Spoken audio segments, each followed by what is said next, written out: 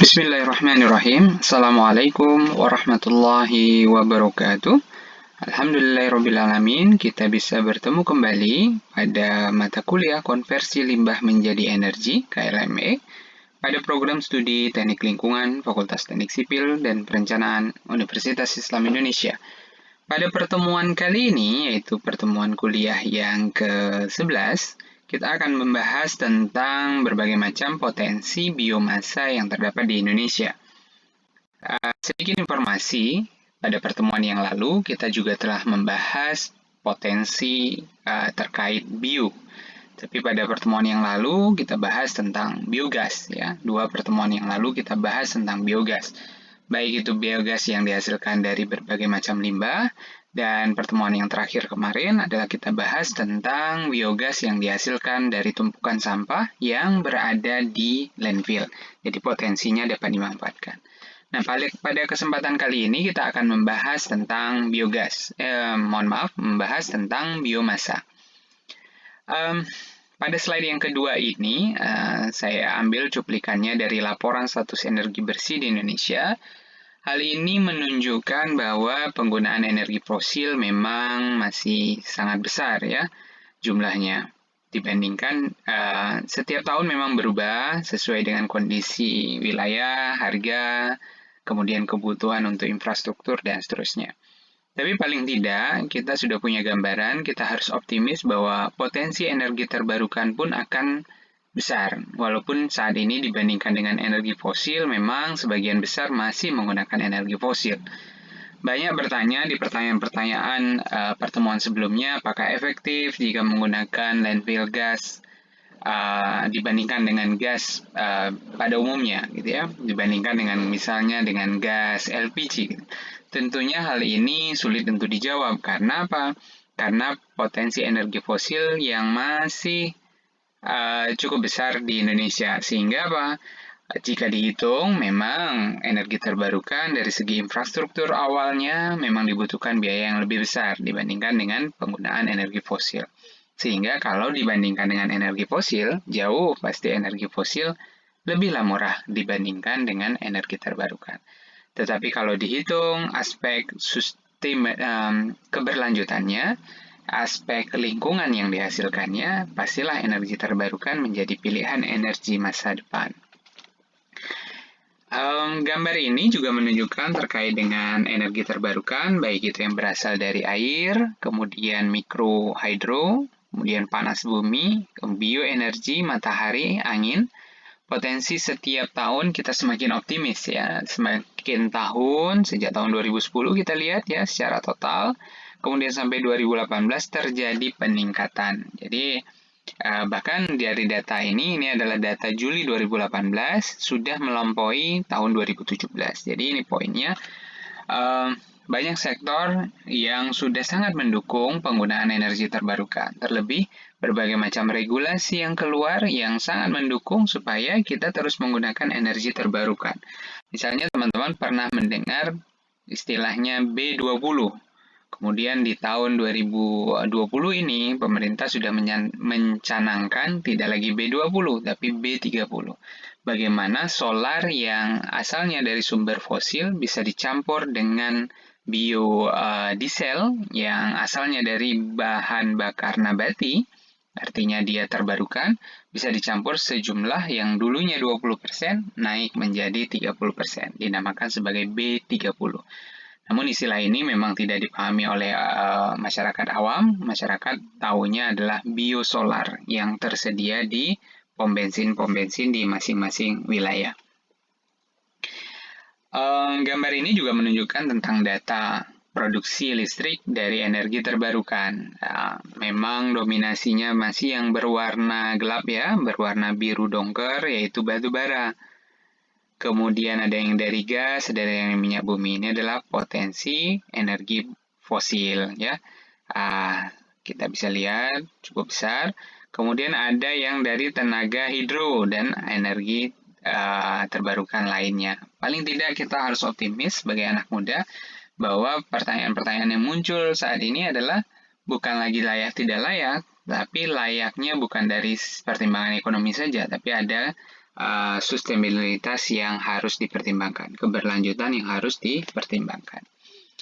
Data ini juga menunjukkan bahwa berbagai macam sektor yang membutuhkan energi untuk hidup. Dan kita bisa lihat bahwa setiap tahun sektor perumahan memiliki tingkat konsumsi energi yang terus meningkat. Artinya, jumlah rumah saat ini semakin tinggi akibat dari pertumbuhan penduduk yang juga tinggi. Ini ada menjadi sebanding begitu ya. Begitu jumlah penduduknya tinggi, maka kebutuhan perumahan akan tinggi, otomatis konsumsi energinya menjadi tinggi pula. Sektor transportasi juga secara tren kita bisa lihat juga semakin tinggi karena untuk mendukung perumahan tadi, untuk mendukung mobilitas orang-orang yang ada di sana. Sebelum transportasi milik publik belum diambil alih, artinya belum diutamakan, berarti masih banyak sektor transportasi yang menggunakan kendaraan pribadi menjadi lebih tinggi. Walaupun saat ini kendaraan umum pun sudah berubah, yaitu kendaraan umum yang sifatnya semi pribadi, artinya dengan ojek online. Sangat mudah orang memesan kendaraan, dia tidak lagi harus berpikir saya harus beli kendaraan, tapi dengan mudah bisa menggunakan kendaraan lain. Tapi tetap itu bukan public transport, ya, bukan mass transport. Jadi bukan penggunaan kendaraan yang sifatnya massal, gitu ya, karena memang karakter kita yang berbeda. Syukur-syukur kita akan menemui banyak solusi di masa-masa yang akan datang. Tapi yang menarik adalah ternyata aspek perumahan, sektor transportasi, komersial, ini trennya hampir sama ya, semakin tahun semakin naik. Nah, ada yang sedikit berbeda nih dengan industri. Industri ternyata mengalami penurunan. Apakah jumlah industri di Indonesia semakin berkurang? Bukan, jadi ada tuntutan memang lebih ke dunia industri untuk menggunakan energi-energi yang lebih ramah, lebih hemat begitu ya. Jadi ada tuntutan di sana. Jadi Indonesia berhasil menekan sektor-sektor industri ini untuk bergerak ke arah lingkungan yang lebih baik. Namun ya perlu kita lihat kembali industri yang dimaksud di sini mungkin skalanya adalah industri-industri besar dan industri menengah, sehingga industri-industri kecil yang belum masuk ke dalam kategori ini mungkin menghabiskan energi yang lebih besar. Kira-kira begitu ya. Nah, kita lanjutkan biomasa. Biomasa bagian dari bioenergi ya. Jadi bioenergi itu adalah keseluruhan, bisa ada biofuel. Biofuel juga terdiri dari macam-macam, ada bioetanol, kemudian ada biodiesel, kemudian bagian dari bioenergi itu adalah salah satunya adalah biomasa ya, biomasa. Jadi di sini kita bisa lihat biofuel ada bioetanol yang sumber penghasilnya bisa dari singkong, cassava, sorghum ya, tebu. Kemudian biodiesel bisa dari kelapa sawit, palm oil, bisa dari kemiri, atau dari hal-hal yang lain ya. Dari misalnya yang berkembang saat ini sudah ada tapi memang masih sulit adalah dari minyak jelantah yang sangat mungkin untuk dibuat biodiesel. Nah, kemudian yang berikutnya adalah tentang biomasa. Biomasa itu sumbernya dari mana saja? Bisa dari hutan energi, bisa dari limbah pertanian, limbah perkebunan, limbah perindustrian, maupun dari sampah kota. Nah, kita sudah bahas sampah kota kemarin, tapi yang dimanfaatkan adalah biogasnya, ya, biogasnya. Nah, bisa menghasilkan gas maupun produknya adalah padat. Jadi, biomasa ini yang biasa dikenal salah satunya adalah digunakan sebagai briket atau pelet, ya. Sebagai bahan baku, bahan bakar, pengganti salah satunya adalah batu bara. Jadi sangat-sangat mungkin untuk diterapkan dalam dunia ya industri begitu ya. Nah, potensi biomasa sendiri di Indonesia pastinya karena lahan kita masih sangat luas sekali. Indonesia memiliki berbagai jenis biomasa terutama limbah ya, dalam jumlah yang besar yang dihasilkan dari kegiatan industri, pertanian, kehutanan, maupun yang setiap hari kita buang ke landfill, yaitu adalah sampah kota. Saat ini pembangkit listrik berbasis bioenergi terdiri menjadi 3 macam. Ya, yang kemarin-kemarin kita belum bahas nih. Ternyata ada yang namanya pembangkit listrik tenaga biomasa atau PLTBM. Kemudian yang kedua adalah pembangkit listrik tenaga biogas, ya, biogas. PLTBG ya. Kemudian ada lagi yang berikutnya adalah pembangkit listrik tenaga sampah kota. Nah, ini 3 jenis yang memungkinkan bioenergi masuk ke dalam kategori bioenergi tersebut. Nah, jenis-jenis biomasa itu sendiri adalah bisa kita kategorikan menjadi 3 bagian utama, gitu, walaupun banyak referensi yang membagi dengan kategori yang lain. Saya coba yang lebih sederhana. Yang pertama adalah berbasis pangan. Ya, berbasis pangan. Contohnya adalah misal kelapa sawit, jagung, singkong, kelapa, nira, sagu, alga. Artinya apa? Kalau ini dimanfaatkan, ada kemungkinan dia akan bersaing dengan kebutuhan pangan. Ya. Jadi sawit pilih mana ya? Jadi minyak kelapa sawit atau jadi bioenergi ya. Jagung juga begitu, singkong juga begitu. Jadi ada tantangan ke depan jika kebutuhannya menjadi lebih besar. Nah, sehingga muncul istilah yang kedua adalah terkait dengan jenis biomasa ini. Yang kedua adalah berbasis non-pangan. Ya. Misalnya apa? Ada batang padi, sekam. Artinya dia adalah limbah yang selama ini memang dihasilkan. Kemudian pada saat dipanen, isinya diambil, akan tertinggallah berbagai macam limbah yang dihasilkan dari kegiatan tersebut. Kemudian karet, kemiri, nyamplung, malari, jatropa, limbah pertanian yang lain, limbah peternakan, limbah industri. Artinya memang limbah-limbah yang selama ini dibuang begitu saja.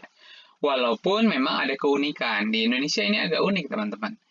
Limbah-limbah ini tidak dianggap limbah karena sudah ada yang menampung menjadi bahan-bahan yang lain. Misalnya contohnya ya, limbah-limbah, katakanlah limbah sampah perkotaan. Limbah-limbah yang dihasilkan dari rumah-rumah makan, ada nasi, sisa sayur dan seterusnya.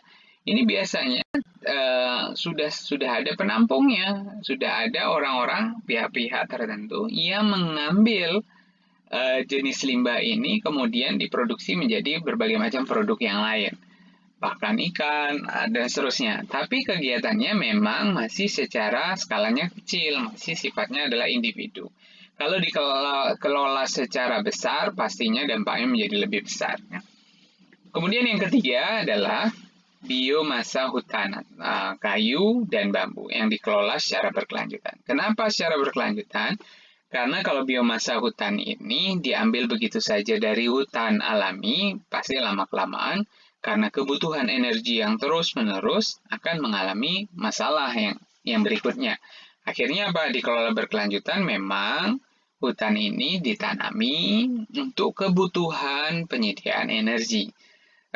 Dipilihlah berbagai macam pohon, tanaman yang mudah tumbuh tapi memiliki potensi energi yang besar. Salah satunya adalah bambu, ya, mudah untuk tumbuh. Kemudian jenis-jenis yang lain, ya kelapa sawit, tebu, karet, ya, tebu hasil bagas namanya, hasil dari pengambilan jadi ampasnya, seperti ampas ya, bagas ini.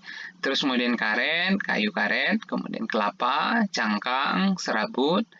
Kayunya yang lagi ada limbah kayu, serbuk, seperti serbuk gergaji juga bisa. Kemudian padi, sekam padi, batangnya juga bisa. Kemudian ketela, limbah ketela, misalnya kulit luarnya ya, yang berwarna coklat, itu juga mengandung.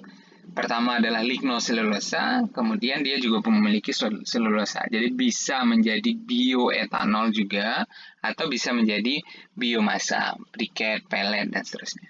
Kemudian jagung bisa tongkol jagung, kemudian bisa juga batangnya, kemudian bisa juga kulit luarnya jagung juga bisa, daunnya juga bisa. Jadi bisa. Ini adalah berbagai macam parameter nilai kalor yang dihasilkan dari biomasa-biomasa yang ada. Jadi yang paling tinggi ini misalnya cangkang kelapa sawit bisa sampai 15.000 nilai kalornya ya.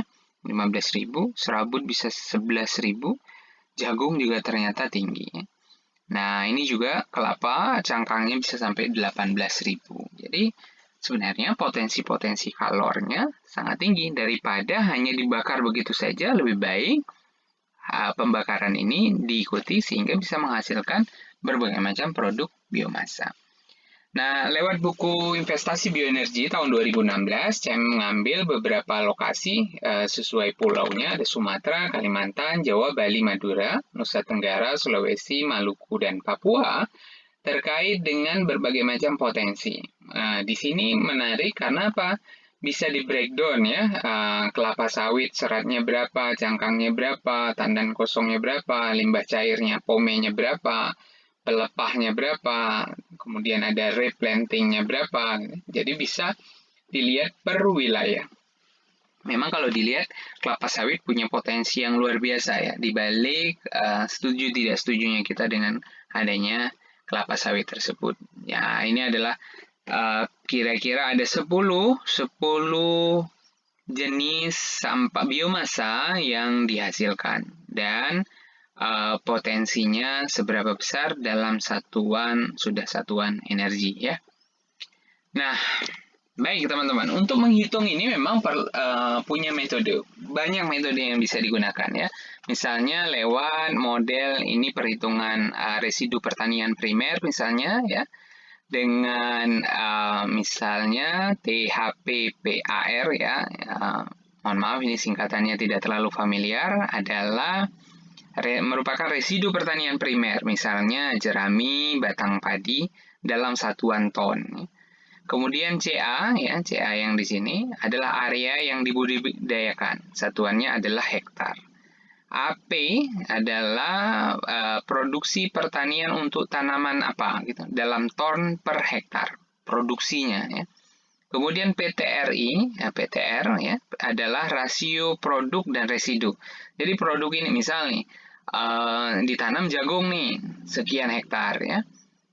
Setelah jagungnya sekian hektar ditanam luasnya, kemudian diprediksikan dapat dipanen sekian ton.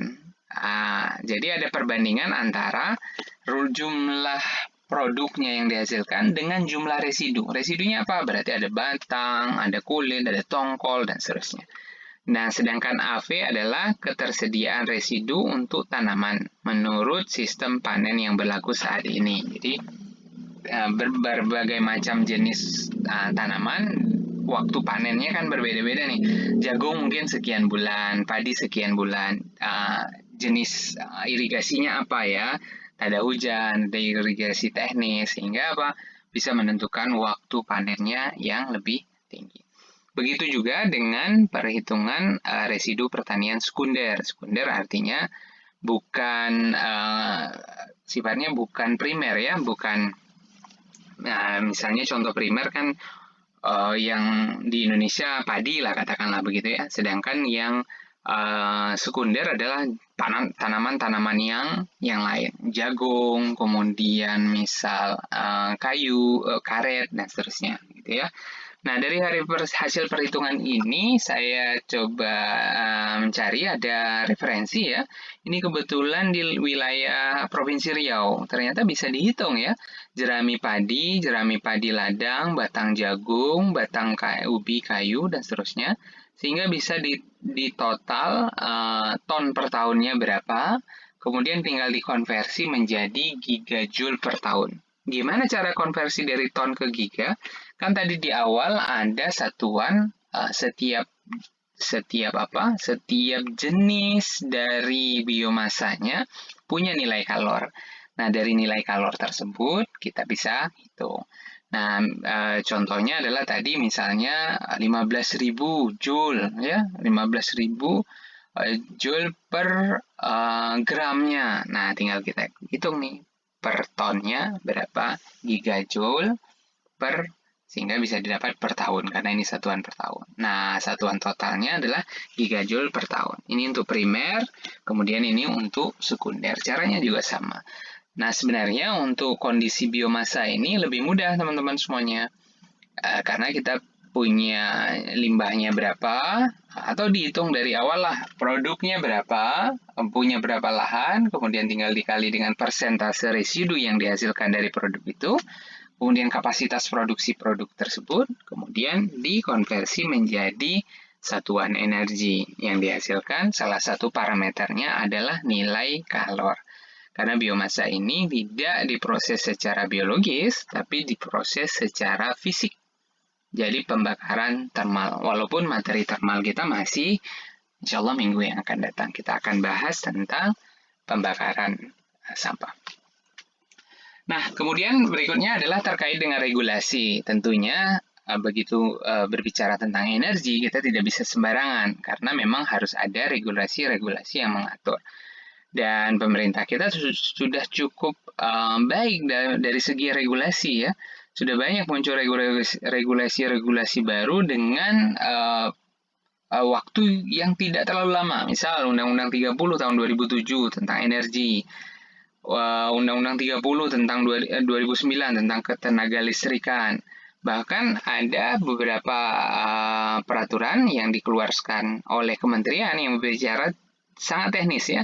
Peraturan Menteri ESDM nomor 27 tahun 2014 tentang pembelian tenaga listrik dari pembangkit listrik tenaga biomasa dan pembangkit listrik tenaga biogas oleh PT PLN. Jadi harapannya ada mekanisme yang jelas. Kalau produknya sudah dihasilkan, siapa nih yang beli produk? Nah, harapannya salah satu penyedia jasa listrik nasional kan PLN nih. Jadi, mau tidak mau PLN harus membeli. Tapi PLN sendiri kan BUMN, dia akan mencari keuntungan. Sehingga apa? Tidak terjadi penekanan dan tidak terjadi ketidakadilan pada kondisi tersebut, sehingga perlu diatur berapa kondisi yang layak untuk dijual, berapa harganya, dan seterusnya. Begitu ya. Nah, skemanya tentunya stepnya panjang ya, mulai dari pemilihan lokasi, kemudian ada kewenangan administrasi, kemudian ada perjanjian jual beli listrik, kemudian step keempat ngurus izin-izin ya, izin penyediaan tenaga listrik. Kemudian step yang kelima adalah pendanaan. Harus ada pihak yang mendukung secara finansial. Baru setelah oke semuanya, baru direncanakan, baru DED ya, baru DED berjalan di sana ya. Nah, setelah itu barulah step ke-8 adalah pembangunan operasional, baru kemudian hubungannya dengan fiskal, kemudian legalitas perusahaan. Baru kemudian diserahkan ke pengelola. Memang prosesnya ada studi kelayakan pasti ya, layak atau tidak, kemudian desain sampai selesai sehingga dibangun. Jadi memang ada mekanisme yang cukup jelas yang diatur oleh regulasi-regulasi. Nah, pada bagian ini saya menjelaskan secara detail tahap-tahapannya. Ada pemilihan lokasi, kewenangan administrasi, perjanjian jual beli, sampai nanti ada tahap ke-9 ya, ada operasional pemeliharaan. Tapi bagian ini memang saya tidak detailkan karena apa? Sifatnya ini kan administrasi ya dari teman-teman. Biasanya kita akan masuk secara detail di bagian nomor 7 ya. Bagaimana mendesain, membuat DED, RAB, urusannya keteknikan, kemudian pembangunan sampai commissioning. Jadi kita memang masuknya di poin 7 dan 8. Nah, kemudian saya masukkan di sini ada harga jual listrik terkait dengan yang dihasilkan di biomasa ya. Ini ada 1.150 per kWh kali faktor. Nah, faktor ini ada faktor nilai F itu tergantung wilayah ya. Pulau Jawa 1 pengalinya, Sumatera 1,15, Sulawesi 1,25, 1,30 dan seterusnya. Ini sangat tergantung dengan kondisi wilayah masing-masing. Artinya semakin sulit diakses, semakin sulit ketersediaannya dari sumber dari PLN sendiri ya. Berarti apa? Nilai jualnya harapannya menjadi lebih tinggi, ya kan? Biar bisa lebih menguntungkan. Nah, mungkin itu untuk materi kita pada kesempatan kali ini. Harapannya teman-teman bisa memahami tentang potensi biomasa yang mungkin dihasilkan. Dan saya menunggu saran, tanggapan, atau pertanyaan yang diketikkan dalam kolom komentar. Mudah-mudahan bisa bermanfaat untuk kita semuanya. Kita tetap sehat, tetap dilindungi oleh Allah Subhanahu wa Ta'ala, dan kita bisa bertemu kembali di pertemuan yang akan datang. Terima kasih semuanya. Mohon maaf kalau banyak kekurangan. Assalamualaikum warahmatullahi wabarakatuh.